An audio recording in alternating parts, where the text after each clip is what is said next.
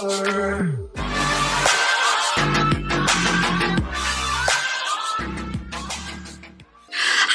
welcome back to Sandy's Kitchen. New food for a new mood.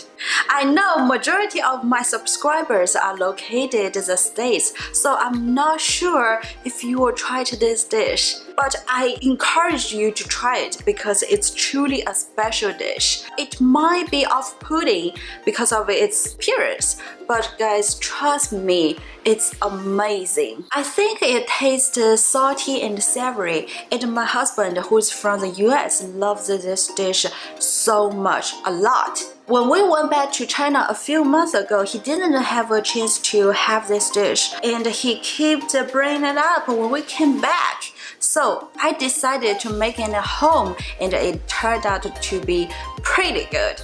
I'm a genius. Honestly, it was just my second time cooking this in this video, so you might see some beginner mistakes. But just like actions speak louder than the words, the flavor speaks louder than the process, right? Without further ado, let's start. Here I have a little less than 1 pound of pork belly, 3 pieces of ginger, 1 green onion, and some cooking wine. We're going to add all of them into cold water. When we add cooking wine, we will add 2 tablespoons. Turn on the heat to high so while it's boiling, the ginger and cooking wine can remove the meat smell. At the same time, we will skim the scum off. Let it boil for 5 minutes.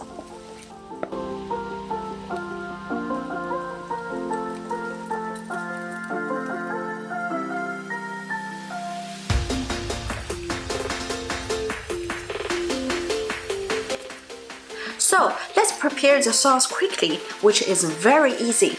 We need 1 teaspoon of honey and another teaspoon of soy sauce. I should have used the dark soy sauce instead of the light, but I didn't notice the mistake until the next step. Now that the time is up, take the meat out. By the way, keep the meat soup for later on in this recipe. Let's pat the pork dry, then spray it on the sauce when it's still hot. At this point, I finally noticed the color of the sauce is not right. So I added some dark soy sauce to make up for it. Make sure every corner is covered by the sauce, then put it aside to let it dry a little bit because the next step is frying. I heated about 1 tablespoon of canola oil on medium heat. When it's warm, add the meat. Don't ever overheat the oil. Well, I tried to stand up the meat to fry the skin first, but I couldn't get it to work.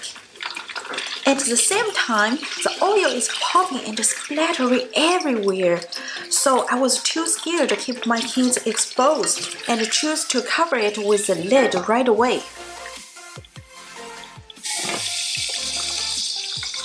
After frying for about 2 minutes, I tried to open the lid and flip the meat over, but the oil kept popping out, so I had to remove the wok from heat to let it cool down a little, then flip them over.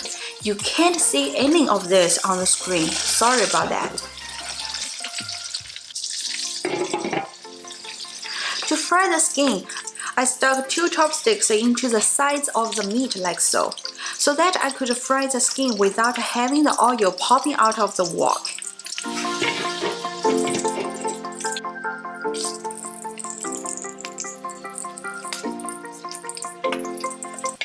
I feel like I was handling a dangerous bomb.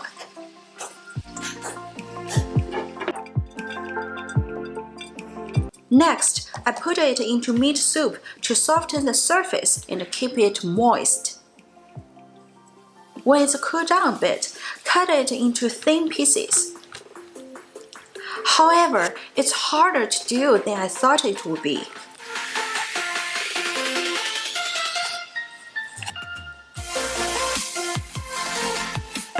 Next, I added some dark soy sauce to make the color of the meat even. Then put them in a bowl, skin down. It could be any bowl as long as it has a deep and round bottom. Then add芽菜on the top as well as surrounding the meat. 芽菜 is a general name for cooked baby leaves of various vegetables, which is a famous cooking ingredient in Sichuan. In order to enhance the flavor, add more sauce with cooking wine, light soy sauce, dark soy sauce, and 13 spices powder. If you are interested, you can search which 13 spices are included.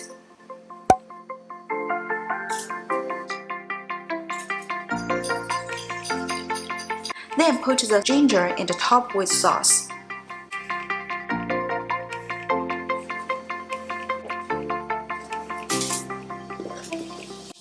Steam for 1 hour on high heat.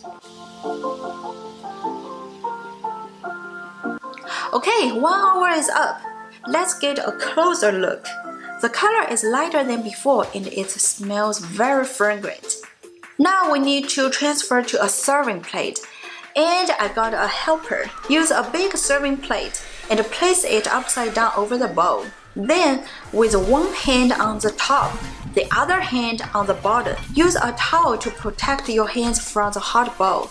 Press them together firmly and flip them over as quick as possible. Otherwise, the juice will fly out. Then carefully remove the bowl and voila, it's done!